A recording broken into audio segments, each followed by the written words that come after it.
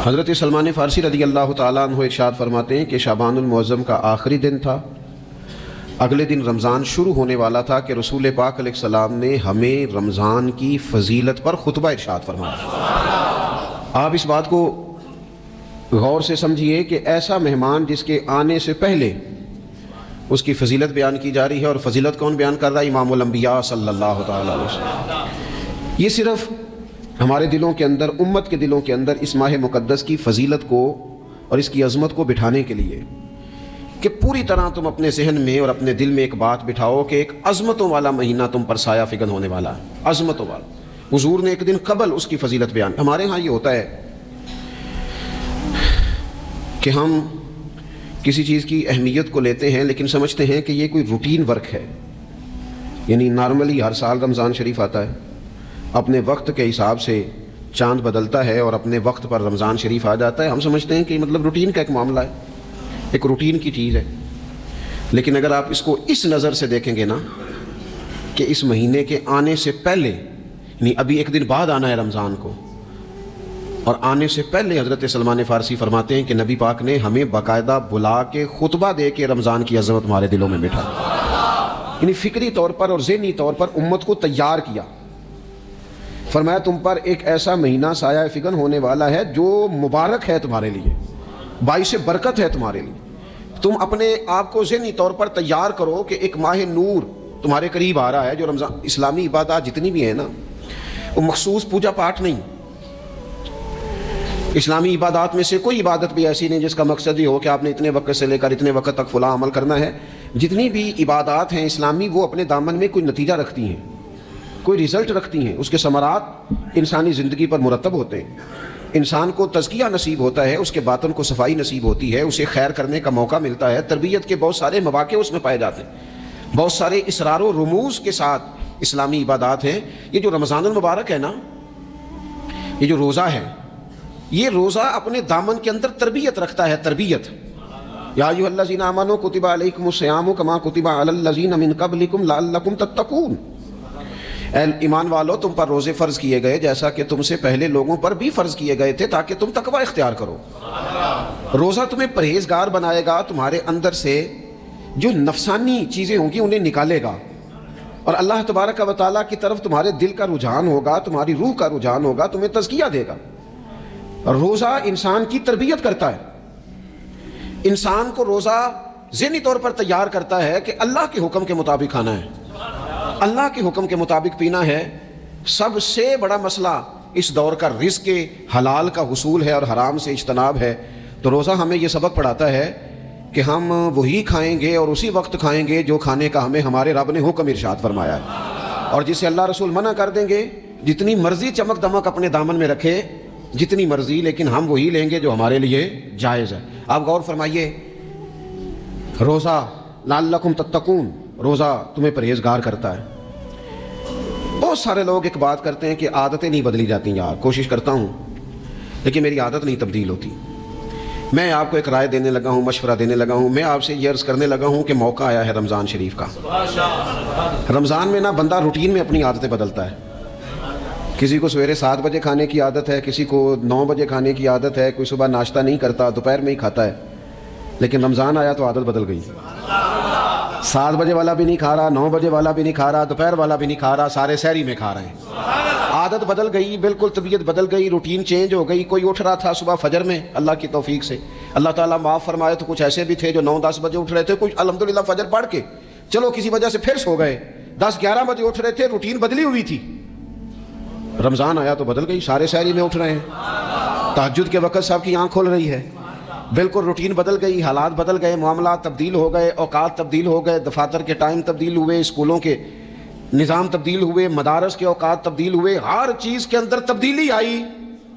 معنی کیا ہے کہ اللہ نے تمہیں موقع دیا ہے کہ عادتیں بدلی جا سکتی ہیں، اپنے آپ کو تبدیل کیا جا سکتا ہے، لائف سٹائل کو چینج کیا جا سکتا ہے۔ یہ موقع آیا ہے، ایک مہینہ ہے پورا، 2-3 دن 4 دن آپ کی روٹین بگڑ جائے نا سونے کی، یعنی روٹین سے ہٹ کے آپ سونا جاگنا شروع کر دیں تو پھر وہی روٹین بن جاتی ہے، پھر اسی ترتیب سے انسان سارے کام کرتا ہے۔ تو رمضان میں روٹین چینج ہوگی، سارے تہجد میں اور سحری میں اٹھیں گے، تو اللہ کرے نا یہ روٹین قائم رہے۔ رمضان میں تو اٹھتے تھے سحری کرنے کے لیے، تو اللہ کرے روٹین بن جائے اور سارا سال اٹھیں تہجد کی نماز ادا کرنے کے لیے، اللہ کرے روٹین بن جائے، چیزیں تبدیل ہو جائیں۔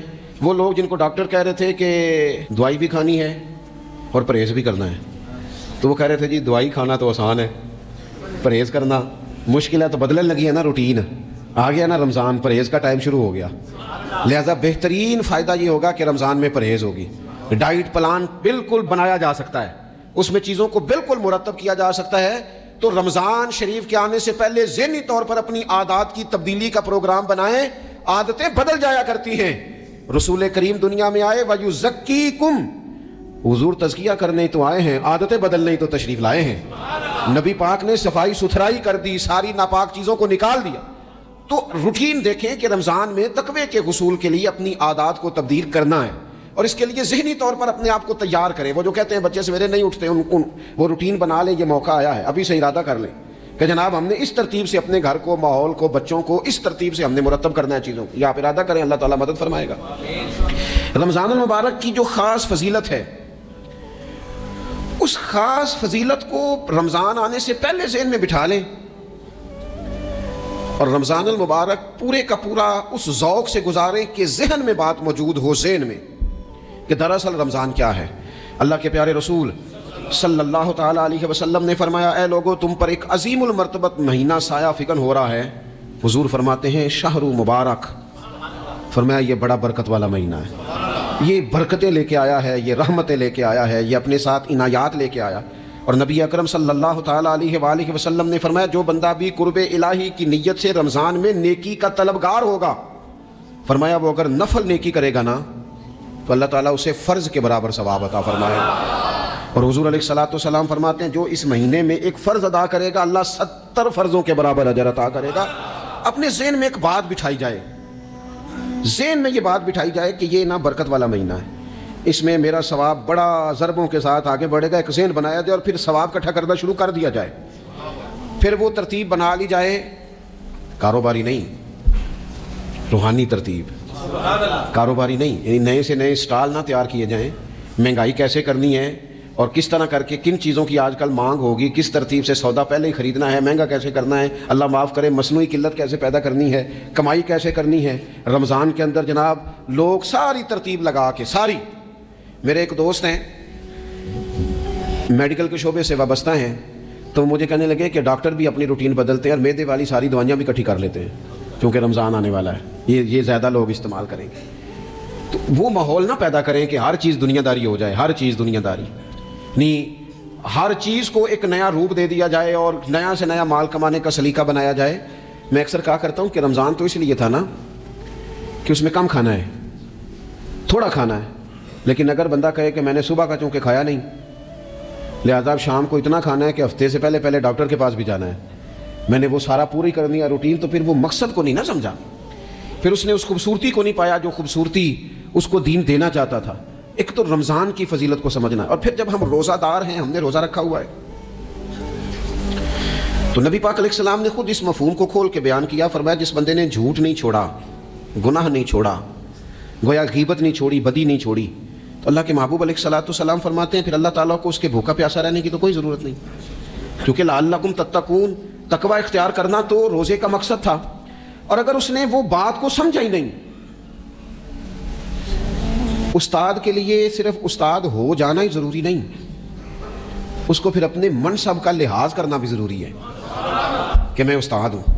والد کا صرف والد ہو جانا ہی کمال نہیں، اس کو پھر اس منصب کے تقاضوں کو بھی سمجھنا چاہیے کہ اب میں ایک باپ ہوں، اب میں روٹین میں وہ آزاد نہیں ہوں کہ جہاں میرا جی چاہے گا جاؤں گا، جہاں میری طبیعت چاہے گی میں کھاؤں گا، جہاں میرا دل کرے گا میں وہ کام کروں گا۔ اب آپ سرپرست ہیں، سربراہ ہیں۔ انسان دیکھیں نا، ایک شخص ہے وہ عالم ہے، اب علم پڑھ لینا صرف کمال نہیں، وہ اپنے منصب کو بھی تو سمجھے نا، اس منصب کے وقار کو، اس کے لحاظ کو بھی تو سمجھے نا۔ ایک آدمی اگر عمر رسیدہ ہے، بڑا ہے، بزرگ ہے، اور وہ چاہتا ہے کہ میری بزرگی کی وجہ سے میرا اکرام کیا جائے، تو اسے اپنے منصب کا بھی لحاظ کرنا پڑے گا۔ اس کو حضرت سعدی فرمایا کرتے تھے میں نے 18 سال کے بزرگ دیکھے اور میں نے 75 سال کے بچے دیکھے۔ حضور کیا مطلب؟ فرمانے لگے عمر ہو گئی، لیکن اپنے منصب کا خیال نہ کیا، عادات بچوں والی رہی. اور فرماتے میں نے ایسے لوگ دیکھے جن کو شروع وقت میں ہی اللہ والوں کی صحبت نصیب آئی تو وہ جو بزرگی ہے وہ پھر عمر کی وجہ سے نہیں ملی، وہ اللہ نے علم اور عمل کی وجہ سے عطا فرما دی. تو اپنے منصب کا لحاظ کرنا کہ میرا یہ منصب ہے. اسی طرح جب ہم نے روزہ رکھا ہوا ہوگا نا تو پھر ہم نے اس منصب کا بھی لحاظ کرنا ہے کہ میں روزے دار ہوں. پھر خالی بھوکے پیاسا نہیں رہنا. رسول پاک صلی اللہ تعالیٰ علیہ وآلہ وسلم نے پتہ ہے روزے دار کی فضیلت کیا بیان فرمائی؟ اللہ کے محبوب صلی اللہ تعالیٰ علیہ وسلم فرماتے ہیں کہ رب فرماتا ہے ابن آدم کا ہر عمل اس کے لیے ہے، روزہ میرے لیے. اور فرمایا میں خود جزا دوں گا روزے کی، میں خود جزا دوں گا روزے کی. اور حضور فرماتے ہیں روزہ ڈھال ہے. جو شخص روزہ دار ہو وہ بےہودگی سے، فحش گوئی سے اجتناب کرے. اور اللہ کے محبوب صلی اللہ تعالیٰ علیہ وسلم فرماتے ہیں اگر کوئی شخص اسے گالی دے، اگر کوئی شخص اس سے جھگڑا کرنا چاہے تو پتہ کیا جواب دے؟ اسے کہے بھائی میں روزے دار ہوں، میرے منصب کا تقاضا نہیں کہ میں تیرے ساتھ الجھوں. اور رسول پاک صلی اللہ علیہ وسلم فرمانے لگے اوہو اتنی بڑی بات. حضور فرمانے لگے، یہ صحیح مسلم کے لفظ ہیں، کریم محبوب فرمانے لگے مجھے اس رب کی عزت کی قسم جس کے قبضے میں محمد عربی صلی اللہ علیہ وسلم کی جان ہے. حضور فرماتے ہیں روزہ دار کے منہ کی خوشبو اللہ تعالیٰ کے نزدیک قیامت کے دن مشک کی خوشبو سے بھی زیادہ وقت والی ہوگی. اس کے منہ سے جو خوشبو آتی ہے قیامت میں مشک پیچھے رہ جائے گا. اور رب کی بارگاہ میں صرف روزہ دار کے منہ سے، اگر تیرے منہ کی خوشبو رب کو اتنی پسند ہے تو تجھے بھی تو اپنے منصب کا خیال ہونا چاہیے کہ میں نے روزہ رکھا ہوا ہے، میں روزہ دار ہوں.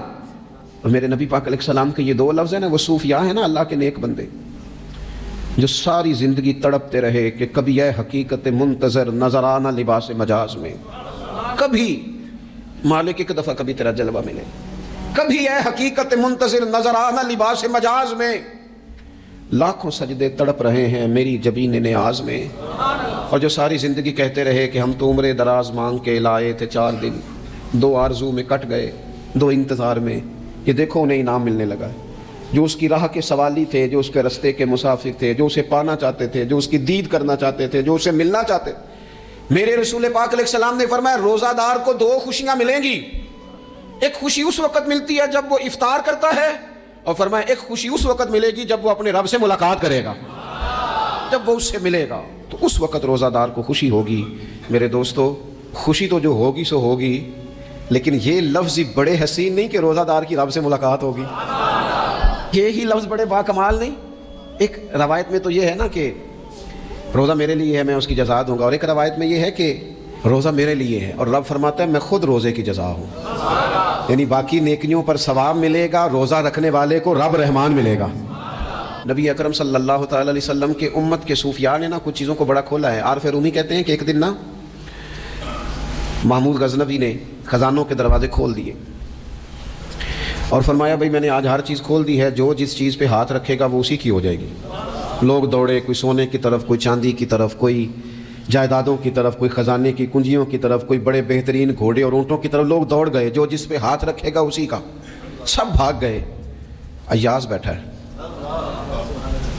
نہ وہ حسن میں رہی شوخیاں، نہ وہ عشق میں رہی گرمیاں، نہ وہ غزنوی میں تڑپ رہی، نہ وہ خم ہے زلف ایاز میں.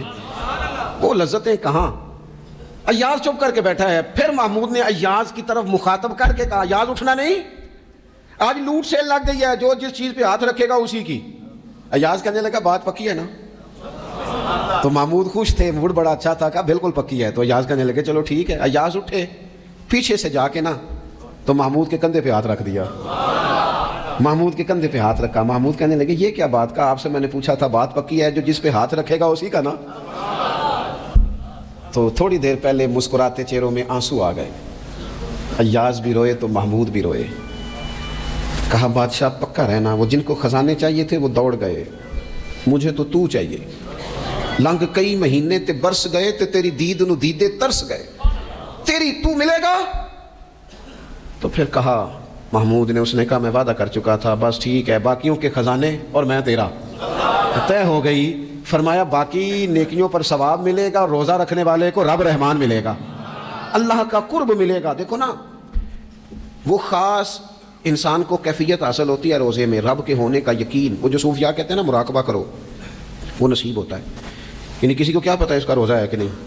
اکیلا ہے نا گھر میں، فریزر بھرا ہوا ہے، نہیں نہ کھاتا، کیوں؟ اسے پتا ہے میرا رب میرے ساتھ ہے، میرا رب مجھے دیکھ رہا ہے. بس یہ تصور توحید پکا ہو جاتا ہے رمضان. تو پھر اللہ تبارک و تعالیٰ کی بھی خاص رحمت اور کوئی خاص ہی اعزاز. حضور فرماتے ہیں جنت کے کئی دروازے ہیں، ایک باب الریان ہے، اس سے صرف روزہ دار گزریں گے. آواز ہوگا روزے والے آ جاؤ، وہ آ جائیں گے. فرمایا اس خاص دروازے سے گزرو، جب گزر جائیں گے تو فرمایا بند کر دو بھائی، اور کوئی نہیں گزرے گا یہاں سے. دروازہ ہی مخصوص ہے، ان کا اعزاز ہی ذرا زیادہ ہے.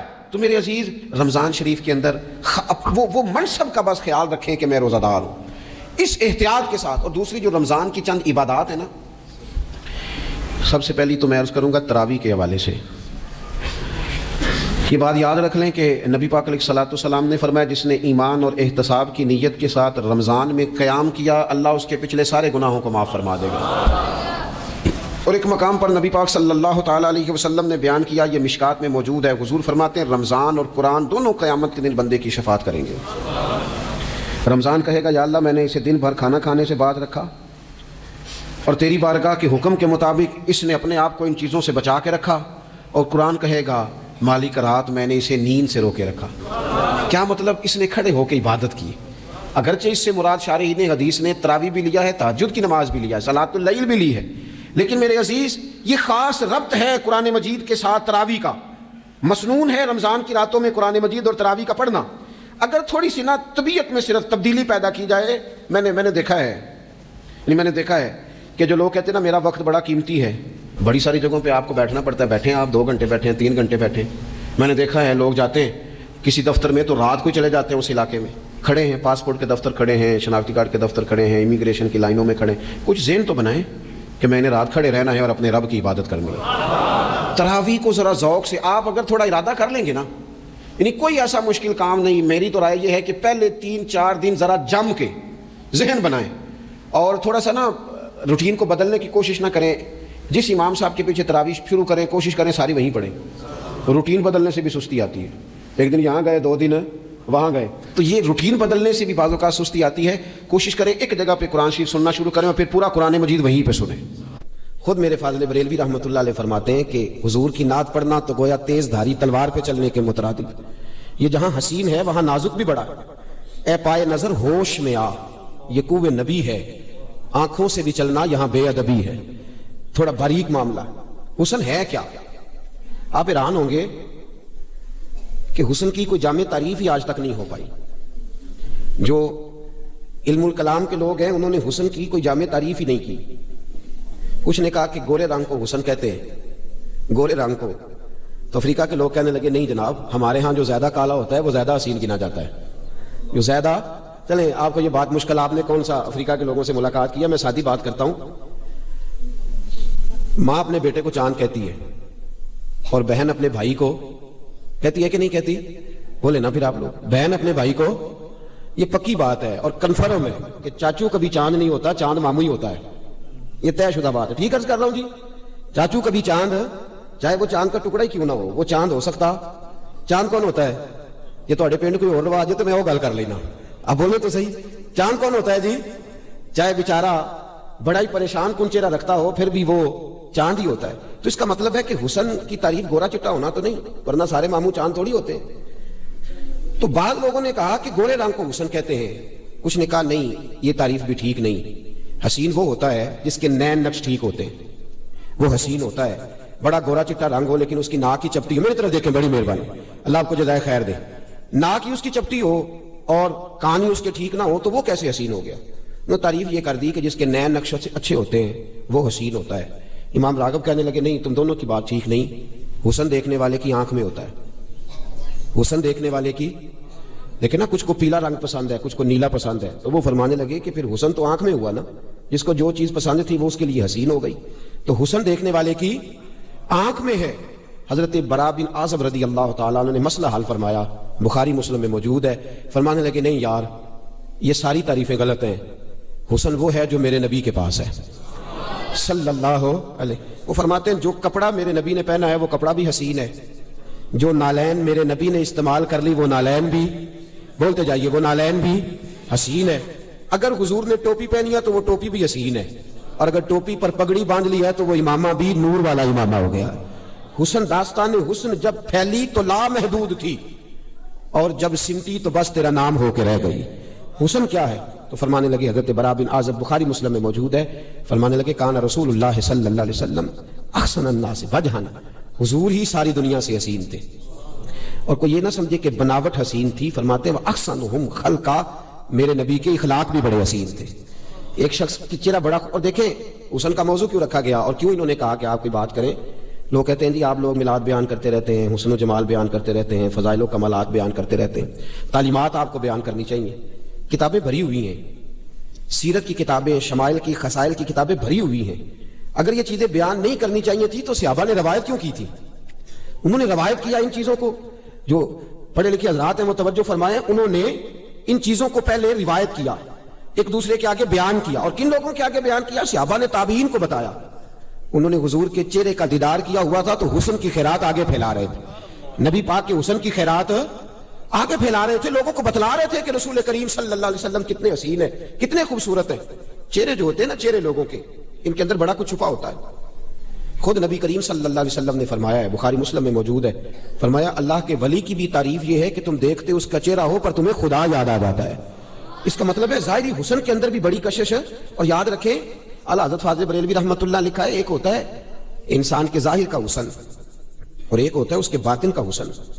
آپ فرماتے ہیں اگر اس کے افکار اچھے ہوں، اس کی گفتار اچھی ہو، اس کا اخلاق اچھا ہو، اور اس کا ذوق اچھا ہو، اور وہ سوچ اچھی رکھتا ہو اور دل کا اچھا ہو، تو آپ فرماتے ہیں اللہ اس کے باطن کے حسن کو تقوی بنا کے اس کے چہرے پر بھی جاری کر دیتا ہے۔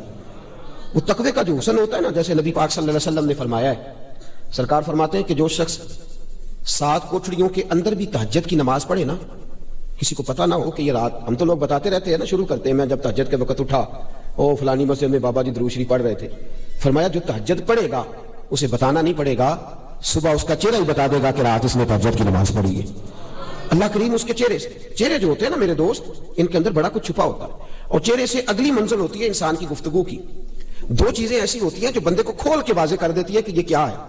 حضرت علی شیر خدا رضی اللہ تعالیٰ عنہ فرماتے ہیں انسان اپنی زبان کے نیچے چھپا ہوتا ہے، جب تک بولتا نہیں بچا رہتا ہے، بولتا ہے تو کھل جاتا ہے کہ یہ کیا ہے، یہ کس طرح کا ہے، کس نظریے کا، کن افکار کا مالک ہے۔ رسول کریم صلی اللہ تعالیٰ علیہ وسلم کو اللہ تبارک و تعالیٰ نے جو باطن کے اخلاقیات دیے، ان کے بارے میں بھی فرمایا وَإِنَّكَ لَعَلَىٰ خُلُقٍ عَظِيمٍ، محبوب ہم نے ہر اخلاق کا آپ کو مالک بنا دیا ہے، آپ خلق عظیم کے مالک، اخلاق بھی اعلیٰ درجے کا عطا فرمایا۔ اور اللہ تعالیٰ نے ظاہری حسن عطا فرمایا تو محبوب کو بنا کے خود رب فرماتا ہے وَالضُّحَىٰ، محبوب مجھے تیرے چمکتے ہوئے چہرے کی قسم ہو، تیرے چمکتے ہوئے چہرے کی۔ ہم لوگ بھی اصیل لگنا چاہتے ہیں، بنتے بھی ہیں، اپنا اپنا زاویہ نگاہ ہے۔ ہمارے بچے پتہ نہیں کہاں سے داڑھی کے ڈیزائن بنا آتے ہیں اور سر پہ 2-4 ہزار روپیہ دے کے بال بھی کھڑے کراتے ہیں، اور پھر پریشان بھی رہتے ہیں اس واسطے کہ انہیں میں پیسے لائے اور میرے ویندہ ہی کوئی نہیں۔ 4-5-10 جگہ تے کھلو کے ویندے نے دائیں بائیں کہ کسی بندے توجہ کیتی ہے کہ نہیں کیتی، جو کوئی نہ کرے تو اپنی فوٹو آپ ہی کھچ کے فیس بک تے دے چڑھ دینا، آپ ہی پتہ نہیں انہوں نے کی نہ رکھیا نے جڑی آپ ہی فوٹو کھچی کی آندے نے جی انہوں جی سیلفی، پتہ سارے میں جان کے نہیں پہ بول دے بھئی ان پری مجلس پری بزم میں راز کی بات کہہ دی، بڑا بے ادب ہوں سزا چاہتا، اپنی تصویر خود ہی کھینچ کر کے، یہ بھی عجیب شوق پالا لوگوں نے، میں کھانا کھا رہا ہوں، میں سائیکل پہ بیٹھا ہوں، میں فلان جگہ، ہم حسین لگنا چاہتے۔ ادھر دیکھ میرے دوست اور یاد رکھ جوانوں، یہ جو بناوٹ کی زندگی ہوتی ہے یہ مشکل ہوتی ہے۔ میرے رسول کریم صلی اللہ تعالی علیہ وسلم کسی کے پاس بیٹھ کر کبھی تیار نہیں ہوئے، حضور خالی وضو کر کے گلی میں نکلتے تھے، لوگ نبی کریم کا چہرہ دیکھتے جاتے تھے، کلمہ پڑھتے جاتے تھے۔ اور حضرت عبداللہ بن رواحہ رضی اللہ تعالیٰ عنہ فرماتے ہیں لوگوں یاد رکھو، اگر نبی کریم علیہ السلام کوئی معجزہ بھی نہ دکھاتے، حضور چاند کو نہ توڑتے، سورج کو نہ موڑتے، پتھروں سے کلمہ نہ بھی پڑھاتے، تو فرماتے حضور کا چہرہ ہی ایسا تھا، لوگوں نے چہرہ دیکھتے جانا تھا، کلمہ پڑھتے جانا تھا۔ معصومیت تھی رسول پاک کے چہرے میں، اور بہت اعلیٰ لباس نہیں پہنتے تھے، بہت قیمتی امامہ نہیں باندھتے تھے، ہماری طرح 1.5-2 گھنٹے نہیں لگتے تھے پگڑی باندھنے میں، سیدھا کرنے میں۔ میں تو بڑا ٹائم لگاتا ہوں جب کھڑا ہوتا ہوں آئینے کے آگے، بڑی دیر لگتی ہے۔ سادی سی میرے محبوب علیہ السلام دستار باندھتے تھے اور سادہ تھا۔ قبیلہ بنو عراش کا ایک شخص کہتا ہے میں حضور کے اعلان نبوت سے پہلے آیا مکے، اور کہتے ہیں میں حرم شریف کی طرف جانے لگا تو میں نے ایک سادے سے شخص کو بیٹھے دیکھا، میں ادھر جا رہا تھا تو میں آیا کرتا تھا کچھ سامان بیچنے، کہتے میں بڑے سالوں کے بعد مکے کا رخ کیا، کئی شہروں میں جاتا تھا، مکے میں آیا تو میں ظاہراً حضور کو نہیں جانتا تھا، کہتے جب پہنچا ابو جال سے ملاقات کرنے لگا، ادھر نہ جانا، وہاں کیا ہے، معاذ اللہ ثم معاذ اللہ نقل کفر، کفر نہ باشد، کہنے لگا وہ جادوگر ہے، تو جائے گا تو جادو کر دیں گے۔ کہتے پھر میں ذرا آگے بڑھا تو مجھے عتبہ اور عتیبہ دونوں کھڑے مل، کہنے لگے ادھر نہ جانا، کیوں؟ تو کہنے لگے معاذ اللہ وہ مجنون ہے، دیوانے ہیں، اس طرف نہ جانا۔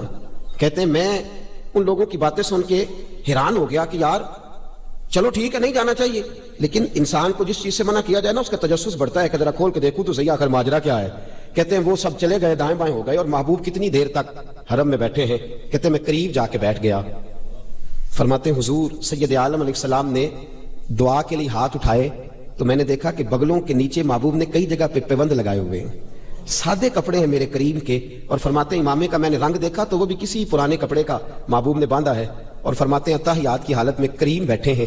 اتنی دیر دعا مانگتے رہے، نظر جھکی رہی، فرماتے ہیں چہرہ اقدس پر ہاتھ پھیر کے رخ اطہر جب میری طرف کیا اور ہلکی سی آواز میں ایک میٹھا سا جملہ میرے محبوب کی زبان سے ادا ہوا، حضور نے فرمایا او عرابی میرے ساتھ کوئی کام ہے؟ کہتے وہ جملے تھے کہ مٹھاس تھی ککھ سواد نہیں مشری اندر، اساں کھنڈاں بھی چکھ ڈٹھیاں انہاں ساریاں شیواں نالوں گلاں سجن دیاں مٹھیاں۔ فرماتے ہیں وہ سادگی کا حسن، وہ پاکیزگی، وہ نورانیت، وہ طبع کے اندر جاذبیت کہ میں کھو سا گیا۔ فرماتے تھوڑی دیر کے سناٹے کے بعد ہوش آیا تو رسول رحمت صلی اللہ تعالی علیہ وسلم نے حال احوال پوچھا، کہاں سے آئے، کوئی کام تھا؟ پھر حضور نے فرمایا میں آپ کی دعوت نہ کروں؟ توجہ ہے آپ کی، میں آپ کی؟ تو فرماتے ہیں محبوب کریم نے مجھے کھجوریں کھلائیں، دودھ پلایا، بس پہلی نظریں لوٹ لیا ماہی تیرے ہار شنگارا۔ فرماتے ہیں میں کھو سا گیا، میں نے کہا یا رسول اللہ صلی اللہ علیہ وسلم، اس وقت یہ جملے تو نہ تھے، میں نے کہا یہ لوگ آپ کی مخالفت کیوں کرتے ہیں؟ تو محبوب کریم علیہ السلام نے فرمایا میں اللہ کا رسول بن کے جو تشریف لایا ہوں، مجھے اللہ نے اپنا محبوب جو بنایا ہے، تو فرمایا کہ میری مخالفت کرتے ہیں۔ کہتے ہیں حضور کی زبان اطہر سے وہ جملے نکلے اور سیدھے جا کے میرے دل پہ بیٹھ گئے۔ کہتے ہیں میں نے کہا حضور پھر آپ کیا کرتے ہیں؟ تو کہنے لگے میں لوگوں کو کلمہ پڑھاتا ہوں۔ تو کہتے ہیں کوئی تعارف نہیں، کوئی ملاقات نہیں۔ میں نے کہا مجھے بھی کلمہ پڑھا دے، میں بھی مسلمان ہونا چاہتا ہوں۔ یہ جو سادگی ہوتی ہے نا، سادگی، یہ بھی انسان کا حسن ہوتی ہے۔ یہ ہمیں ہمارے نبی کریم صلی اللہ علیہ وسلم نے سکھائی۔ تکلف والی جو زندگی ہوتی ہے مشکل ہوتی ہے۔ یہ جو بندہ انتظار کر رہا ہوتا ہے نا کہ میں باہر کھڑا رہوں، دو چار لوگ آئیں اور مجھے ذرا سا، وہ پریشان رہتا ہے، وہ اندر بھی آتا ہے تو ٹینشن، یار کوئی کھڑا ہی نہیں ہوا۔ کسی شخص نے دیکھنا ہو، مجھے ایک ساتھی کہنے لگے جناب میں آ گیا واپس اس واسطے کہ سورے پروٹوکول ہی نہیں دیندے۔ میں کہ بچے عزت نہ مانگ کے لئی دیے تے نہ کھو کے لئی دیے۔ عزت کہتے ہی اسے ہے کہ انسان کا مزاج ہی ایسا ہو، اس کی عزت کرنے کو انسان کا دل چاہے، اس کی طبیعت۔ رسول کریم علیہ السلام کا جو حسن تھا ظاہری اور باطن کا، اس نے لوگوں کو قریب کر لیا۔ اور چہرہ انور کا حال یہ تھا کہ نبی کریم علیہ السلام جب کسی سے گفتگو کرتے نا تو نبی پاک علیہ السلام اس کے چہرے پر نظر ٹکا کے بات نہیں کرتے، حضور نظر جھکا کے بات کرتے، اور جتنی دیر حضور گفتگو کرتے ان میں سے 2-3 دفعہ چہرہ مبارک اٹھاتے اور اس شخص کا چہرہ دیکھتے اور پھر اس کے ساتھ اور دیر تک باتیں سنتے رہتے، تھوڑی باتیں کرتے۔ خوبصورتی یہ چہرے کا یہ عالم تھا کہ صحابہ کرام علیہم رضوان فرماتے ہیں جب حضور بات کرتے تو نبی کریم کے مقدس دانتوں میں چھوٹا سا سوراخ تھا، جب حضور بولتے تو اس سوراخ سے نور نکلتا اور مسجد نبی کی دیواریں روشن ہو جایا کرتی تھی۔ مسجد نبی کی دیواریں، اور اعلیٰ حضرت رحمۃ اللہ تعالیٰ علیہ نے بھی کیا خوب فرمایا، فرمانے لگے جس کے گچھے سے لچھیں جڑے نور کے، گچھے سے لچھیں جڑے نور کے، ان ستاروں کی نزہت پہ لاکھوں سلام، اور ان کی باتوں کی لذت پہ بے حد درود، ان کے خطبے کی ہیبت پہ لاکھوں سلام۔ نبی پاک صلی اللہ علیہ وسلم کے پاس جو خوبصورتی تھی اور سرکار دو عالم صلی اللہ تعالی علیہ وسلم کے چہرے پر جو نور چھلکتا تھا اور جو پاکیزگی ظاہر ہوتی تھی، حضرت سیدنا کعب بن مالک رضی اللہ تعالیٰ عنہ فرماتے میرا یہ خیال تھا کہ حضور کا چہرہ چاند کا ٹکڑا ہے، حضور کا چہرہ۔ حضرت ابو ہریرہ رضی اللہ تعالیٰ عنہ کی روایت ساتھ امام زرقانی لائے، کہنے لگے حضرت ابو ہریرہ کی بات بھی سنو، وہ کہتے ہیں چاند کا ٹکڑا نہیں تھا، بلکہ رسول کریم صلی اللہ علیہ وسلم کا چہرہ دیکھتے تو لگتا تھا کہ چاند سورج تو طلوع ہی حضور کے چہرے سے خیرات لے کے ہوتے، حضور کے چہرے میں چمکا کرتے تھے۔ ادھر حضرت جابر بن سمرہ رضی اللہ تعالیٰ عنہ بولے اور وہ کہنے لگے تم دونوں کی رائے اپنی جگہ، میں گیا تھا ایک دن محبوب کریم سے ملنے اور نبی کریم علیہ السلام آرام فرماتے، سرخ ہلے دار چادر حضور نے اوڑھ رکھی تھی، 14ویں رات کا چاند بھی چمک رہا تھا۔ فرماتے ہیں میں وہاں کھڑا کبھی چاند دیکھتا، کبھی چہرہ مصطفیٰ دیکھتا، کبھی دیکھیں نا یہ چیزیں کتنا دین کا حسن ہے کہ صحابہ کرام علیہم رضوان ان کے تذکرے کر رہے ہیں، ان کو بیان کر رہے ہیں، اور محدثین کرام ان سے حدیثیں لے کر جرح کر کے اس پر بحث کر کے ان حدیثوں کو جمع کر کے امت تک پہنچا رہے ہیں۔ آج لوگ اس عنوان کو ہی چھوڑ گئے ہیں، لوگوں نے یہ تذکرہ ہی کرنا چھوڑ دیا ہے۔ حضرت سیدنا جابر بن سمرہ رضی اللہ تعالیٰ عنہ فرماتے ہیں میں کبھی چاند دیکھتا، کبھی چہرہ مصطفیٰ دیکھتا، فرماتے ہیں میں دیکھتا رہا اور بالآخر میں نے یہ فیصلہ کیا چاند سے تشبیہ دینا یہ بھی کوئی انصاف ہے؟ چاند تو ہے داغدار، میرے آقا کا چہرہ صاف ہے۔ فرماتے ہیں میں نے فیصلہ کیا کہ نبی پاک کا چہرہ چاند سے بھی زیادہ حسین ہے۔ میرے دوستوں، میرے جوانوں، یہ عشق مجازی کا دور ہے اور آپ سوچ نہیں سکتے کہ آگ کتنی گہری لگ گئی ہے۔ سوچ، بڑے بڑے معزز گھروں تک یہ آگ آن پہنچی ہے، بڑے بڑے معزز، اور آپ 2015 گزر رہا ہے تو تجزیے آ رہے ہیں، صرف پنجاب میں ان لوگوں کی تعداد لاکھوں میں ہو گئی ہے جو مرضی سے شادی کرنے لگے۔ اور آپ کو کبھی ٹٹولنا پڑے، میں تو فیس بک استعمال نہیں کرتا، میرے عزیز کرتے، وہ مجھے دکھاتے رہتے ہیں کچھ چیزیں، آپ کبھی اس آگ کو ڈھونڈ کر کے دیکھیں تو حسن مجازی پر اشعار اور حسن مجازی کی بات۔ اور میری ملت کا جوان، چند دن پہلے ایک لڑکا انتقال ہوا تو اس کی اخبار پر تفصیل آئی اس کے مرنے کی، تو کہا وہ عشق مجازی کے چکر میں ایسا کھویا کہ پورے پنجاب میں وہ حسن کا پرستار بن کے پھرا اور کئی کوٹھوں پہ وہ گیا اور کئی جگہ کی گندگی اس نے سمیٹی، بالآخر اتنا بیمار ہوا کہ قبر کی دیوار تک چلا گیا۔ اس دور کے ملا نے بڑا ظلم کیا ہے، اس نے کہا ہے کہ رسول پاک صلی اللہ علیہ وسلم تو میرے جیسے ہیں، نبی پاک صلی اللہ علیہ وسلم تم معاذ اللہ تعالیٰ عام انسان جیسے ہیں۔ اس نے ظلم کیا ہے، کاش یہ کسی کو پاس بٹھاتا، اسے بتلاتا کہ محبوب کی جو پیشانی ہے وہ والفجر والی ہے، یہ بتلاتا کہ چہرہ والضحیٰ والا ہے، یہ بتلاتا کہ حضور کی جو آنکھیں ہیں ما زاغ البصر وما طغیٰ والی ہیں، یہ نبی پاک کے حسن کے تذکرے عام کرتا تو میری ملت کا جوان کبھی گمراہ نہ ہوتا، کبھی بھی گمراہی ہماری ملت کے جوانوں کے پلے نہ پڑتی، بلکہ رسول پاک صلی اللہ علیہ وسلم کی حسن کی بات اور حضور سید عالم صلی اللہ تعالی علیہ وسلم سے ملنے کو یہ بے چین رہتے۔ دیکھیے نا، ہم تذکرہ پڑھتے حضرت اویس کرنی رضی اللہ تعالیٰ عنہ اور تذکرہ کرتے ہیں حضرت اویس کرنی کا، اس شخص کا اگر آپ انداز ملاحظہ کریں حضرت اویس کرنی کا تو وہ تڑپ کس چیز کے لیے رہے؟ حرم کعبہ کے لیے، بولیے، صفا مروہ کی صحیح کے لیے، حجر اسود کی استلام کے لیے، مقام ابراہیم پہ نفل پڑھنے کے لیے۔ حضرت اویس کرنی رات کو بیٹھتے تھے، جناب حرم بن حیان فرماتے، امام شورانی روایت لائے، کہتے حضرت حرم بن حیان کہتے میں ان سے ملنے گیا تو رات کو بیٹھا کرتے تھے تو رویا کرتے تھے، تو میں کہتا آپ کس کی یاد میں روتے ہیں؟ تو کہتے مجھے رسول اللہ صلی اللہ علیہ وسلم کی یاد آتی ہے، میں نبی کریم صلی اللہ علیہ وسلم کی یاد۔ حضرت سلمان فارسی رضی اللہ تعالیٰ عنہ اور حضرت مقداد رضی اللہ تعالیٰ عنہ قبیلہ مزن کی طرف چلے گئے۔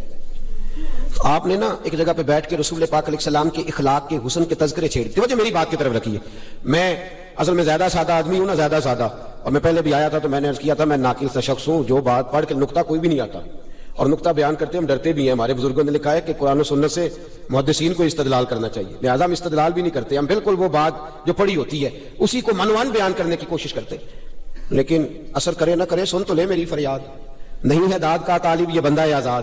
اور میں تو یہ بھی کہتا ہوں کہ سبحان اللہ بھی میرے لیے نہ کہیں، سبحان اللہ بھی کسی نے کہنی ہے تو اللہ کو راضی کرنے کے لیے کہے، مجھے راضی کرنے۔ لیکن توجہ کریں، میں جو بات عرض کرنا چاہ رہا ہوں میرا یہ کوئی مقصد نہیں کہ مجھے جو ٹائم دیا گیا گھنٹے ڈیڑھ گھنٹے کا تو میں نے پورا کرنا ہے، چاہے میں ایک شعر پہ ہی اور ایک بات پہ ہی کتنی دیر لگا دوں، یہ کوئی مقصد نہیں۔ میں نے شروع میں کہا میں اپنے وقت سے زیادہ آپ کے ٹائم کو قیمتی سمجھتا ہوں، اور ہمیں اب یہ احساس شدت سے ہونے لگا ہے کہ ہم نے اپنی قوم کا ایک لمحہ بھی برباد نہیں کرنا۔ ہم نے آپ کو جو بات سمجھانی ہے وہ کوشش کر دیں گے تھوڑے وقت میں زیادہ چیزیں آپ کی خدمت میں پیش کر سکیں۔ بڑی توجہ کے ساتھ میری بات سماعت کریں عزیزو۔ دو صحابی جاتے ہیں اور ایک شخص اپنی زمین پہ اپنی پیلی پہ کام کر رہا ہے، وٹ پہ بیٹھ جاتے ہیں اور وہ کھانا کھانے کے لیے رکے۔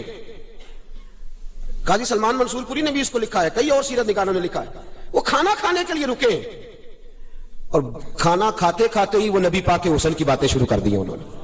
کھانا ہو رہا ہے کھانا، حالانکہ کھانا کھاتے تو یہ کہنا چاہیے نا یار دیکھنا کڈا مہنگا گوشت آندا سی، انہیں نون نہیں صحیح پایا، یہ باتیں ہوتی ہیں، لیکن وہ کھانا بھی کھا رہے ہیں اور ساتھ ساتھ رسول اللہ کی نعت بھی جاری ہے۔ ایک غریب اور یتیم بچہ اپنی زمین کے اندر گوڈی کر رہا ہے، اس نے باتیں سن لی اور وہ جس اوزار کے ساتھ جس رمبے کے ساتھ کام کر رہا تھا وہ اس نے چھوڑ دیا، کان لگا کے سننے لگا۔ اپنی مرضی سے وہ صحابہ اٹھے، کہنے لگا تم کس کی باتیں کر رہے تھے؟ تو انہوں نے کہا مدینے والے محبوب کا ذکر کر رہے تھے۔ تو کہنے لگا میرا چاچا تو ان کی مخالفت کرتا ہے۔ خیر، ایک روایت یہ ہے کہ وہی کلمہ پڑھ گئے، دوسری روایت یہ ہے کہ مدینے آئے اور کلمہ پڑھ کے چلے گئے۔ ان سے سن کے اب واپس گئے نا تو حضور کا چہرہ دیکھ آئے، میرے محبوب کے شہر کے اندر یہ حسن ہے، شہر رسول کا یہ حسن ہے۔ ایک رون جنہاں نے ویکھیا نہیں، ایک رون دوبارہ جامن لی، ایک رون جنہاں یہ حسن ہے نبی پاک صلی اللہ علیہ وسلم کے شہر کا کہ جو ہو آتا ہے وہ دوبارہ جانے کی آرزو کرتا ہے۔ مجھے بتائیے شہر کا یہ حسن ہے تو چہرہ مصطفیٰ کا کیا کمال ہوگا، صحبت رسول کے اندر کیا کمال ہو۔ حضرت عبداللہ مزنی کلمہ پڑھ لیا، داستان یہ تھی کہ والد تو پہلے انتقال کر گئے, ماں نے نکاح ہی نہیں کیا کہ سوتیلا باپ میرے بیٹے کے ساتھ ظلم نہ کرے, چچا نے پالا ہے. اب وہ محبت سیدھے کے اندر لگ گئی ہے نا, عشق لگا سی کھیڈاں کھیڈ دی نوں تے مینوں کھیڈاں بھول گئیاں, میں کجل پایا سی یار دے ویکھنے نوں, پھر اودی یاد وچ روندیاں ہی ڈل گئیاں. حیدر شاہ اس گلی کدے نہ رولدی پر ہن تے رول گئیاں. بڑے دن بیت گئے جدائی میں, بڑے دن.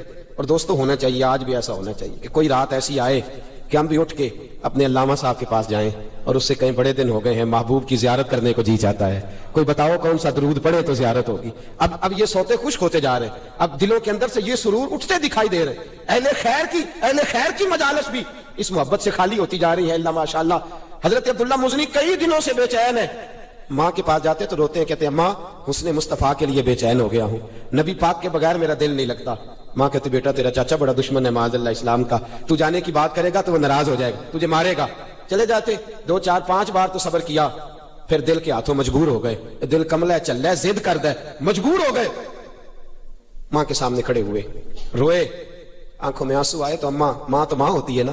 ماں کہنے لگی بیٹا تو میرے جگر کا ٹکڑا ہے, میں تیری آنکھوں میں آنسو نہیں دے, میری طرف سے اجازت ہے, چچا سے پوچھ لے.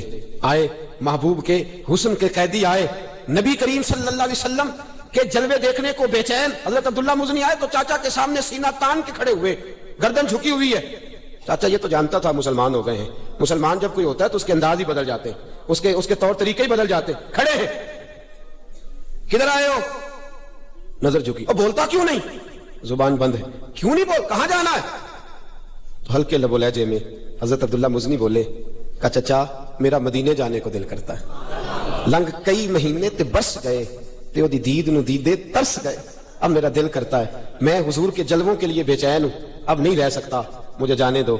چچا غصے میں آ گیا, کہنے لگا تو کیسے جا سکتا ہے, تجھے پتا ہے تجھے جو گھر دیا ہے وہ میرا ہے, اگر جانا ہے تو چھوڑنا پڑے گا. دوستو دیکھو قیمت, جو محبوب کی محبت کے قیدی تھے اور جو حسن رسول کے شیدائی تھے, انہوں نے کتنی قیمتیں ادا کی. کہا چچا تو مکان رکھ لے, مجھے نہیں چاہیے. کہا وہ جو تیرے گھر کے اندر جانور بندے ہیں وہ بھی میں نے دیے ہیں. کہا چچا رکھ لے. کہا وہ جو تیرے پاس پیسے ہیں وہ میرے دیے ہوئے ہیں. کہا تو رکھ لے. کہا یہ جو تیرے وجود پہ کپڑے ہیں یہ بھی میں نے خرید کے دیے تھے, کپڑے بھی اتار کے دے دیے. تینوں لب دیں آپ گواچے, سانو اپنی خبر نہ کوئی, ساتھوں پارے ککھ گلیاں دے, سانو آکھ دے لوگ شدائی, اسی ننگ نموس تو ساڑ تا چولا, گل پہنے تاج گدائی, او سجنا اپنا آپ گوایا تا یار نے چاہتی پائی. اتار دیے کپڑے.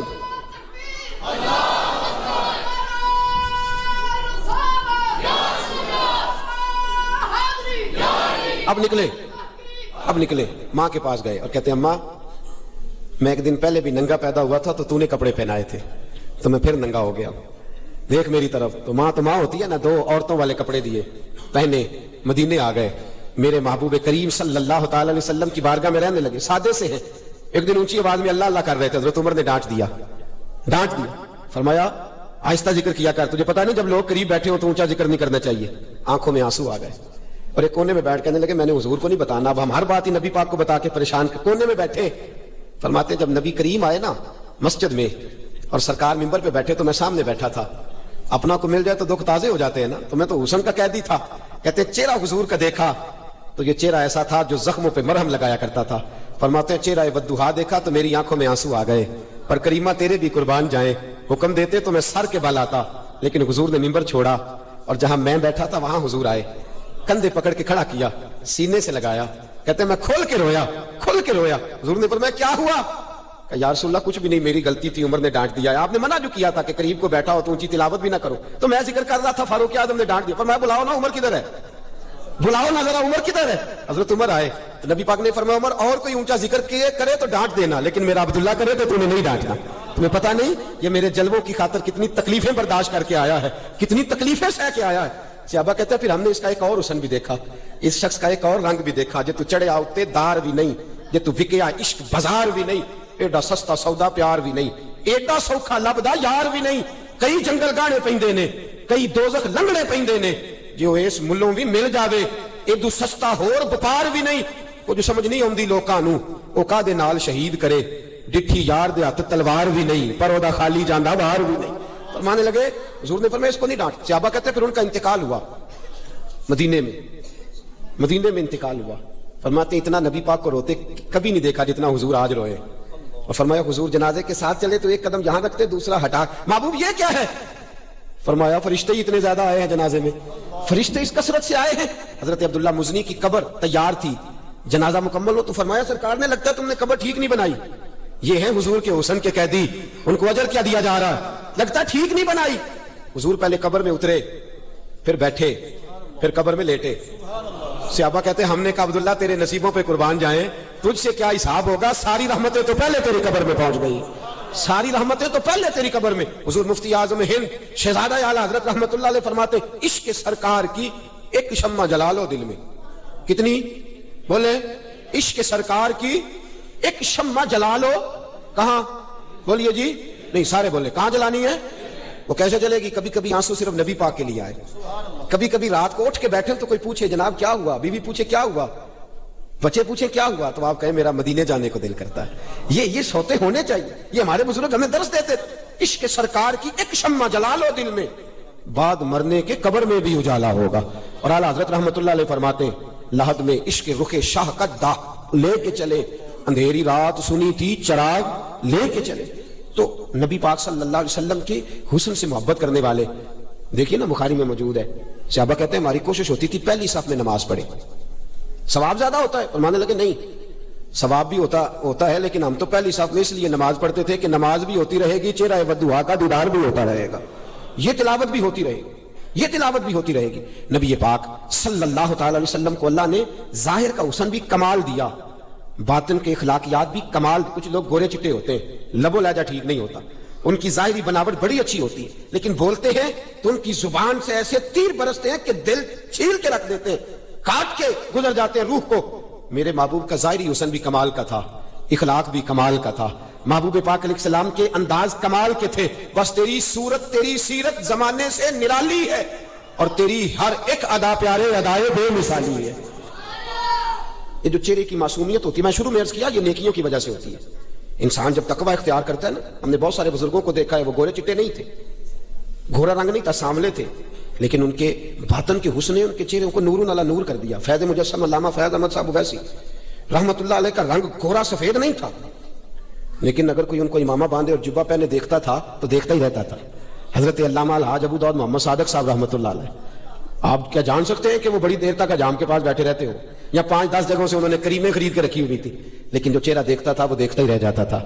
ان بزرگوں نے وہ جو تقوی کا نور تھا وہ ان کے. اور بڑے بڑے لوگ ڈرتے کیوں تھے؟ ڈرتے ہیں لوگ سچے آدمی سے, ڈرتے ہیں پاکیزہ اخلاق آدمی سے, اس کے کردار کے حسن سے ڈرتے ہیں. باتوں سے کون مرعوب ہوتا ہے, باتیں تو چند منٹوں کی ہوتی ہیں, پھر انسان کچھ دیر کسی کے ساتھ گزارتا ہے اس سے آگاہ ہو جاتا ہے کہ یہ آدمی کتنے پانی میں. تو نبی کریم صلی اللہ علیہ وسلم کے چہرے کی پاکیزگی نے, آپ کے اعضاء کے حسن نے, لب و لہجے کی خوبصورتی نے لوگوں کو گھائل بھی کیا, مائل بھی کیا, اور دین کی طرف لوگوں کی توجہ بھی کرائی. حضرت طارق بن عبداللہ رضی اللہ تعالیٰ عنہ فرماتے ہیں میں حضور علیہ الصلوۃ والسلام کو نہیں جانتا تھا ظاہراً, اور میں اپنے قبیلے کے ساتھ, ہم لوگ جا رہے تھے تجارت. اس دور میں لوگ تجارت کرنے جاتے تھے تو ہوٹل تو ہوتے نہیں تھے, تو خیمے بھی ساتھ رکھتے تھے, کھانا بھی ساتھ رکھتے تھے, خشک چیزیں لے جاتے تھے, جہاں قیام کرتے تھے وہاں کھانا پکاتے تھے, خیمہ لگاتے تھے, قیام کرتے. فرماتے میں جا رہا تھا, ہم لوگوں نے پڑاؤ کیا ہوا تھا مدینہ منورہ کے قریب. ایک دن ہم نے دیکھا نبی پاک صلی اللہ علیہ وسلم کو تشریف لاتے ہوئے, حضور تشریف لا رہے, اور فرماتے ہیں نبی پاک صلی اللہ علیہ وسلم جب تک ہمارے قریب آئے تو حضور علیہ الصلوۃ والسلام کی وہ خوبصورتی, وہ جھکی ہوئی نظریں, وہ نبی پاک صلی اللہ علیہ وسلم کا بڑا معصومانہ انداز, اور فرماتے لباس حضور کا اس دور کے لحاظ سے بظاہر قیمتی نہیں, لیکن بڑا اجلا لباس, بڑا صاف ستھرا لباس, اور بڑی خوشبوئیں دور سے استقبال کرتی ہیں. فرماتے ہیں آ کے نبی کریم صلی اللہ علیہ وسلم کھڑے ہوئے, ہمارے پاس ایک سرخ رنگ کا گھوڑا تھا یا اونٹ تھا. فرماتے ہیں نبی پاک صلی اللہ علیہ وسلم کو وہ پسند آ گیا. توجہ ہے آپ کی میری بات؟ بس کراں جی, یہ ساری رات جنی تو تقریر میں آندی نہیں, میں انہی کو کر دی جنی کو میرے آندی ہے, لیکن جو بات عرض کر رہا ہوں آپ کی توجہ ہے میری بات؟ کوئی پریشانی تو نہیں آج آپ کو جی؟ تو دائیں بائیں بڑا ویندے ہو, میں پریشان ہو جانا بھی پتہ نہیں کدا پہ انتظار کر دینے. آپ مہربانی فرمائے میری بات سنیں, میری طرف دیکھیں سنیں. حضرت طارق بن عبداللہ فرماتے ہیں حضور آ گئے, اور پورے قبیلے میں سے نا, حضرت بلال حبشی ساتھ فرماتے ہیں پورے قبیلے میں سے ایک بندہ بھی سرکار کو نہیں جانتا, اور ہم تاجر بھی ہیں, تاجر سمجھدار ہوتے ہیں, اور تجارت کے معاملے میں کسی شخص کی بھی ذرا برابر حرکت کو قبول نہیں کرتے. کہتے سید عالم صلی اللہ علیہ وسلم کھڑے ہوئے تو اونٹ حضور کو پسند آ گیا. نبی پاک نے فرمایا بیچو گے؟ کہتے سردار کو آگے لگایا سودا کرنے کے لیے. یعنی سیانوں میں سے جو سیانوں کا سردار تھا، ہم تاجروں میں سے بھی جو ہمارا سردار تھا اس کو کہا سودا کر، کہتے سودا طے ہوا، 9 دینار میں سودا ہو گیا۔ نبی کریم علیہ السلام نے سیدنا بلال حبشی رضی اللہ تعالیٰ عنہ سے فرمایا لگام پکڑو اونٹ کی، چلو۔ کہا بھئی میں شہر میں جا کے پیسے بیچتا ہوں۔ فرماتے ہیں سرکار کا رخ انور ہوا مدینے کی طرف اور خرامہ خرامہ حضور جانے لگے۔ کتنی دیر سرکار کھڑے رہے، لوگ اداؤں میں ہی اتنے کھوئے رہے کہ کوئی اور بات یاد ہی نہ آئی، کھوئے رہے حضور کی باتوں میں، نبی پاک صلی اللہ تعالی وسلم کے حسن و جمال میں ایسے محب ہوئے کہ کچھ یاد ہی نہ رہا۔ جب ذرا آگے چلے گئے تو ایک شخص بولا، کہنے لگا سردار صاحب آپ سیانے بندے ہیں، اس شخص کو جانتے ہیں جس کے ہاتھ آپ نے اونٹ بیچا ہے؟ کہا کوئی نہیں جانتے۔ کہا آپ نے بیچ دیا، نہ نام پوچھا نہ ایڈریس پوچھا، ایسے دے دیا ہے؟ اوہو، خیال ہی نہیں رہا یار، خیال ہی نہیں رہا۔ ان کی باتوں کی لذت پہ بے حد درود اور ان کے خطبے کی ہیبت پہ لاکھوں سلام۔ فرمایا خیال ہی نہیں رہا۔ سردار کہنے لگا دور نہیں گئے، ابھی نظر آ رہے ہیں، بھاگ کے جاؤ ایک شخص، اور سادی سی بات ہے، ان سے کو ٹھہر جاؤ، اونٹ چھوڑ جاؤ، آپ پیسے بھیج دیں غلام کے ہاتھ اور اونٹ لے جائے، جاؤ۔ کہتے سردار نے بندہ دوڑایا تھا، ابھی بندہ دوڑنے لگا، اس کی بیوی بول گئی پردے کی اوٹ سے، اندر سے اس کی خاتون اندر با پردہ خیمے کے، کہنے لگی ٹھہر جاؤ، کوئی نہ پیچھے جائے۔ کیوں؟ اتنے پیسے ہیں، 9 دینار بڑی رقم ہوتی ہے، نہ آئے تو؟ کہنے لگی نہ آئے تو میں دے دوں گی، نہ آئے تو میں دے دوں گی۔ کہا آپ جانتی ہیں؟ کہنے لگی نہیں۔ کہا قبیلے کی خبر ہوگی؟ کہا نہیں۔ کہا ولدیت کا پتہ ہوگا؟ کہا کچھ بھی نہیں۔ تو فرمایا کس بات پر ضمانت دے رہی ہو؟ تو کہنے لگی تم نے تو قریب کھڑے ہو کے دیکھا ہے، میں نے پردے کی اوٹ سے دیکھا ہے، آج تک ایسا معصوم چہرہ نظروں سے گزرا ہی نہیں ہے، ایسا حسن کبھی آنکھوں نے دیکھا ہی نہیں ہے۔ تم نے دیکھا نہیں اس کے انداز کیسے تھے؟ وہ جب تک کھڑے رہے نظریں جھکی رہی، وہ جب تک بولتے رہے دھیرے دھیرے بولتے رہے، وہ جب بات کرتے رہے تو دل میں اترتے رہے۔ کہا تم کتنی باتیں کرتے تھے؟ وہ قریب میں ایک آدھ بات کا جواب دیتا تھا، ککھ سواد نہیں مشری اندر، کھنڈا بھی چکھ ڈٹھیاں، اینا ساریاں شیواں نالو گلاں سجن دیاں مٹھیاں۔ فرمایا اتنا حسین لہجہ کبھی تم نے دیکھا ہے؟ وہ تو نور سے ملتا جلتا شخص تھا، وہ تو لگتا تھا کہ آسمان بھی جھک جھک کے اسی کا نظارہ کر رہا ہے۔ فرمایا جب تک وہ کھڑا رہا ہوا بھی رکی رہی، جب تک وہ ٹھہرا رہا فضا بھی تھمی رہی، یوں لگتا تھا کہ کائنات ساری اسی کا طواف کر رہی ہے۔ فرمایا ایسا حسین آدمی بھی جھوٹا ہو سکتا ہے، اتنا خوبصورت چہرہ بھی غلط ہو سکتا ہے؟ فرمایا قسم ہے مجھے اپنے معبودوں کی، وہ سچا ہے، خبردار کوئی پیچھے نہ جائے، پیسے آ گئے تو ٹھیک ورنہ میں دے دوں گی۔ کہتے ہیں حضرت طارق بن عبداللہ رضی اللہ کہتے ہیں ہم بیٹھے رہے انتظار کرتے، چند گھڑیاں گزری تو سیدنا بلال آئے اور فرماتے ہیں یہ بھی عجیب مست شخصیت ہے، یہ بھی عجیب نور کا پالا شخص ہے، فرشتے بھی کرتے ہیں تعظیم میری، فدا ہو کہ ان پر یہ عزت ملی ہے۔ فرماتے ہیں پیچھے نا باندھ کے کچھ چیز ہوئی ہے اور مست آ رہے ہیں۔ فرمایا آتے ہی کہا یہ لو 9 دینار، یہ لو 9 دینار، اور پیچھے سے رومال کھولا، کہنے لگے یہ تمہارے 9 دینار ہیں، اور یہ کریم رسول نے کھجوریں بھیجی ہیں، تمہاری دعوت فرمائی ہے، چلو کھجوریں کھاؤ، چلو کھجوریں کھاؤ۔ تو کہتے ہیں نہ کسی کا کھجور کی طرف خیال ہے نہ پیسے کی طرف خیال ہے۔ کہتے بلال وہ تھے کون؟ بلال وہ تھے کون؟ تو مجھے میرا محبوب نہیں ڈٹھا جنوں ویکھ کے چند شرماوے، جے رکھے ہاتھ پھلاں وچ ہاتھ پھلاں دا مان بداوے، ادھی راتی چند چڑھ جاندا ہی جدوں جلوہ فرماوے۔ فرمایا تم نہیں جانتے آمینہ کا گود پالا ہے، حلیمہ نے دودھ پلایا ہے، ابو طالب اس کی بلائیں لیتے گئے ہیں۔ فرمایا مکے میں جب بارشیں نہیں ہوتی تھی تو لوگ میرے محبوب کو حرم میں بٹھا کے مصطفیٰ کے حسن کا وسیلہ دیتے تھے، رب بارش عطا فرما دیا کرتا تھا۔ میرے دوستو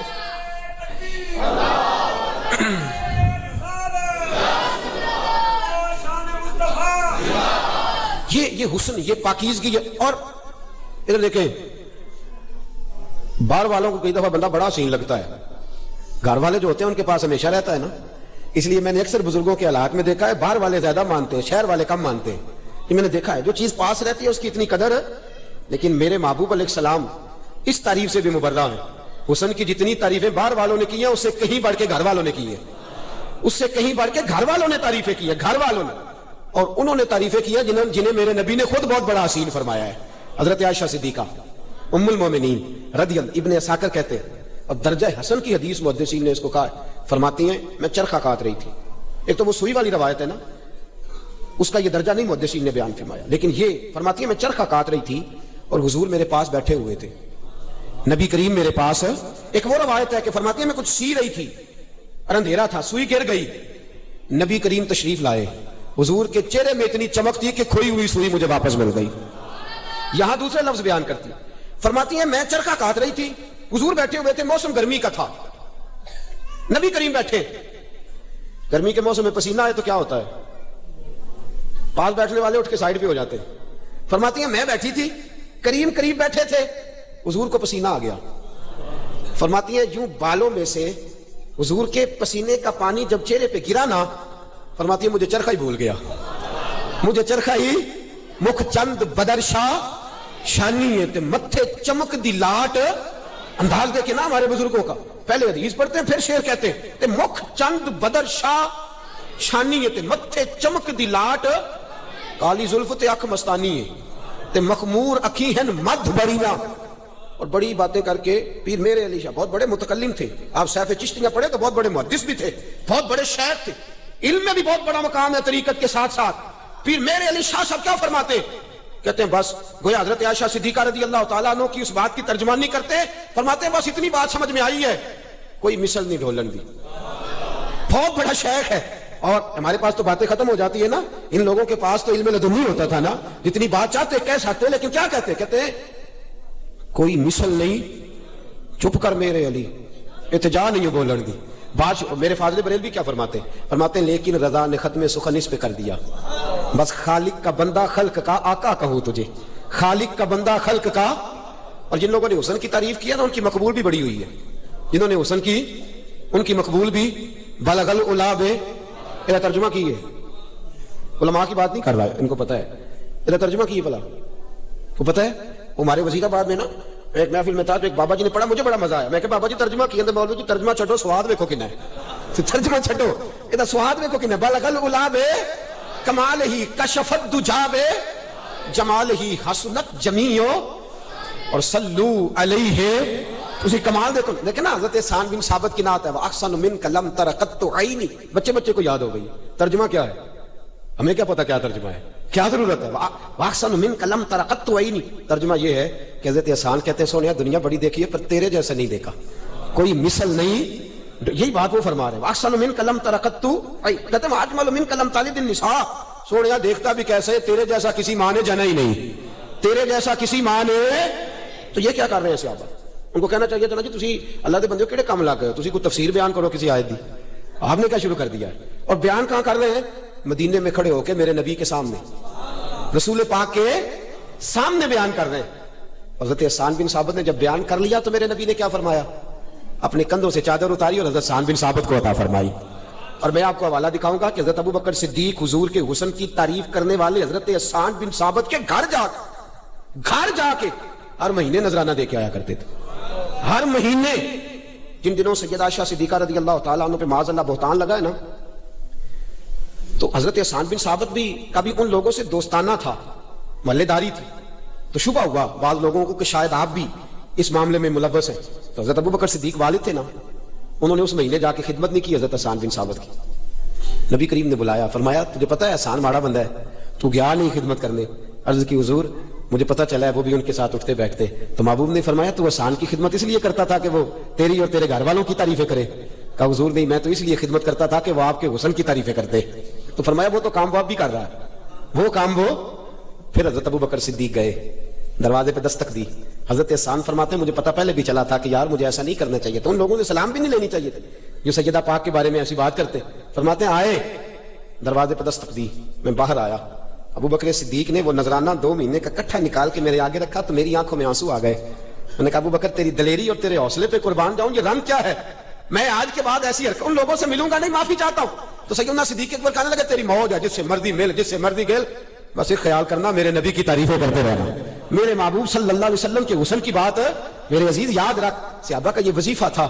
دوستو اب تو ہمارے جوان کو ہمارے نعت خانہ آ کے شور ڈالتے ہیں, کہتے ہیں وہ ساڑھے نعت ڈال کے پڑھو. کیویں ڈال کے پڑھن, ان ذوق ہی نہیں نعت دا, ایسا پایا ہی نہیں. ایسے بھی معذرت کے ساتھ بہت ساری نعتیں تو وہ پڑھی جاتی ہیں, مینوں بڑے دھیان نہ سننی پہندی بھی چواندے کی پہل ہے. نعت تو اللہ خیر کرے عبادت ہے نا جی, نعت پڑھنا نبی پاک کا ذکر عبادت ہے. اس عبادت کو اس حال میں کیا جاتا ہے کہ سمجھ نہیں آتی ہمارے ساتھ بن کیا رہا ہے. نعتیں پڑھی جاتی تھی, پڑھنے والا بھی رویا کرتا تھا, سننے والا بھی رویا کرتا تھا. اور ڈھیروں لوگ رات کو سوتے تھے تو انہیں خواب میں رسول پاک کا دیدار بھی نصیب ہوتا تھا صلی اللہ علیہ وسلم. لیکن اب یہ مزاج نہیں رہا حسن و جمال کی بات کرنا. آخری بات عرض کر کے اپنی گفتگو کو سمیٹتا ہوں. ابن اسحاق نے لکھا ہے کہ جب گئے تھے نا مسلمان حبشہ کی جانب, تو وہاں جا کے ان لوگوں نے پیچھے سے قریش مکہ نے اپنے بہت سارے لوگ بھیجے اور کہا کہ جا کے مسلمانوں کو واپس لاؤ. مسلمان ستائے ہوئے حبشہ چلے گئے تھے, واپس لاؤ. انہوں نے جا کے بڑے تحفے طائف دیے, بادشاہ کو بھی اور ان کے جو پہرے دار تھے اور جو وزراء تھے ان کو بڑے تحفے طائف دیے, بڑے انہوں نے تحفے دیے اور بڑا کچھ دیا.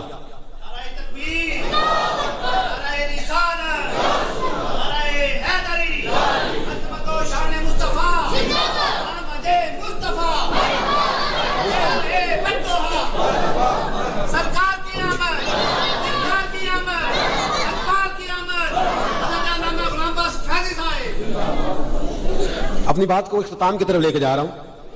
فرماتے ہیں کہ جب بہت ساری انہوں نے جا کے وہاں باتیں کر لی نا, اور بیٹھ جائیے میری بات سنیے, وقت کی نزاکت کو سمجھیے. فرماتے ہیں کہ انہوں نے بڑے تحائف دیے, جو طریقہ ہوتا ہے, رشوتیں بھی دی, بڑا کچھ کیا, اور ان لوگوں نے اپنے ہاتھ میں بادشاہ کو قائل کیا.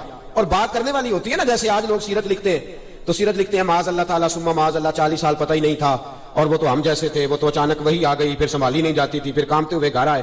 تو پڑھنے والے نوجوانوں پہ اس کا کیا اثر پڑے گا؟ توجہ ادھر دیکھیے میری طرف. بات جو ہوتی ہے نا اس کے دو پہلو ہوتے ہیں, دو پہلو ہوتے ہیں. کوئی کس رنگ میں بیان کرتا ہے, کوئی کسی رنگ میں بیان کرتا ہے. اس انداز میں بھی سیرت ہوتی. تو انہوں نے جا کے جو نبی پاک کا خاکہ پیش کیا نا حبشہ کے بادشاہ کے سامنے, وہ یہ پیش کیا کہ دیکھو جی 2 بھائی تھے اور اچھے بھلے وہ بتوں کی طرف لگے ہوئے, تو انہوں نے ایک کو توڑ دیا ہے.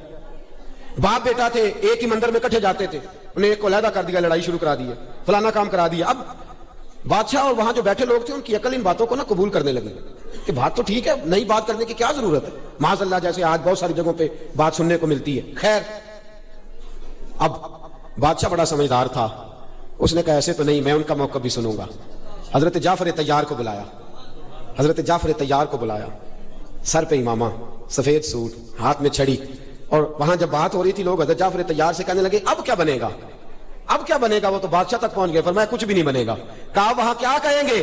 فرمایا میں کوئی دائیں بائیں کی بات نہیں کروں گا, جو میرے محبوب نے حق سچ بیان کیا ہے میں وہ جا کے بیان کر دوں گا, کوئی دوسری بات نہیں ہوگی. اب وہاں پہنچے, ایک وہ لوگ تھے جنہوں نے یہ انداز اختیار فرمایا, اور ایک حضرت جعفر طیار ہیں جنہوں نے اپنے ٹھہرے لب و لہجے میں اور پورے وقار, سنجیدگی, دبدبے اور تنتنے سے گفتگو چھیڑی اور میرے نبی کی نعت بیان کرنی شروع کی. کہنے لگے بادشاہ یہ تو کہتے ہیں نا اس نے غلاموں کو باغی کر دیا, ہم نے پیسے بھی دیے ہیں پھر بھی ہماری بات نہیں مانتے. یہ غلاموں کو جوتے کی نوک پہ رکھا کرتے تھے, اور میرا کریم تو غلاموں کو ساتھ بٹھا کے کھانا کھلاتا ہے. فرمایا یہ رشتے توڑنے کا درس دیتے تھے. میرے نبی نے تو بڑے کو بڑے بھائی کو باپ کہہ دیا ہے, چھوٹے کو بیٹا کہہ دیا ہے. فرمایا یہ لوگ برادری کی بنیاد پر بہت سارے لوگوں کو حقیر جانا کرتے تھے, اور میرے محبوب نے فرما دیا ہے تم حضرت آدم کی اولاد ہو. زیادہ معزز وہ ہے جو زیادہ پرہیزگار ہے. فرمایا اس نے تو جوڑنے والی بات کر دی ہے. صحابہ کہتے ہیں نبی پاک کا ذکر کرتے کرتے جیسے ہی حضرت جعفر کی آنکھوں میں آنسو آئے, ہم نے بادشاہ کی آنکھوں میں بھی آنسو دیکھ لیے. رسول کریم کے حسن کی, جمال کی بات ہمارے بزرگوں نے کی ہی اس درد کے ساتھ ہے, اس لگن کے ساتھ ہے, اس گہرائی کے ساتھ, کہ اس بات کو کرتے کرتے انہوں نے سینوں میں محبت رسول اتار دی ہے, سینوں میں. آپ دیکھیں نا ہمارے بزرگ نعت سن کے رویا کرتے تھے, اور ان کے پاس بیٹھے مجمع پر بھی رکت طاری ہو جایا کرتی تھی. ہمارے بزرگوں نے یہ خوبصورتیاں بانٹی اور دنیا کو یہ حسن دیا, اس حسن کی خیرات پھر آگے لوگوں کو ملی. سید ایوب علی رضوی صاحب رحمۃ اللہ علیہ فرماتے ہیں, اعلیٰ حضرت فاضل بریلوی رحمۃ اللہ علیہ کے بارے میں, آپ فرماتے ہیں کوئی نبی پاک صلی اللہ علیہ وسلم کی نعت پڑھنے لگتا تھا تو فاضل بریلوی اٹھ کے جاتے تھے, پہلے وضو کر کے آیا کرتے, فرماتے تھے تازہ وضو کر کے آ رہا ہوں, ایک وضو موجود ہے پھر تازہ کر کے آ رہا ہوں, اس لیے کہ میں نے ذکر رسول سننا ہے. اور فرمایا جتنی دیر حضور کی نعت پڑھی جاتی ہے تحیات کی حالت میں بیٹھے رہتے. یہ ہمارے بزرگوں نے ہمیں محبوب کے حسن و جمال کے تذکرے کرنے اور سننے کی بابت باتیں سمجھائی ہیں. آج تو بڑی ساری خشکی ہمارے اپنے لوگوں کے اندر آتی جا رہی ہے, اور ہمیں خود بڑی پریشانیوں کا سامنا کرنا پڑ رہا ہے. میں اکثر کہتا ہوں اتنا ہمارے لنگر پہ غیروں کو اعتراض نہیں جتنا ہمیں خود ہے, اتنی ہماری محفل پہ غیروں کو شکوا نہیں, اتنا کسی کو ضرورت ہی کوئی نہیں بات کرنے کی, اسی ساریاں آپ ہی کر لیتے ہیں, خود ہی ہم اتنی باتیں کر لیتے ہیں, کسی کو حاجت ہی نہیں ہوتی. تھوڑا تھوڑا سمجھیں, نعت کے قریب آئیں. فاضل بریلوی کی دیکھیں نا, حضور مفتی اعظم ہند کا کتنا سادہ کلام ہے, حبیب خدا کا نظارہ کروں میں پھر دل و جان ان پر نثارہ کروں. کتنی سادی بات. کہتے ہیں جس دن میں نے جلوہ بدوہا دیکھنا ہر چیز ہی حضور پہ لٹا دے گی, دل و جان ان پر وارہ کروں میں. اور پھر فرماتے فرشتے جو پوچھیں میرا دین و ایمان, قبر میں جا کے کیسی ترجمانی ہے, فرشتے جو پوچھے میرا دین و ایمان تمہاری ہی جانب اشارہ کروں میں. میرے دوستو یہ ذوق ہمیں ہمارے بزرگوں نے دیا ہے. اللہ کی بارگاہ میں دعا کرتا ہوں رب کریم ہمیں اپنے بزرگوں کے سینوں سے نکلے ہوئے اس عشق رسول صلی اللہ علیہ وسلم کے فیضان کو سمیٹنے کی توفیق عطا فرمائے. آمین.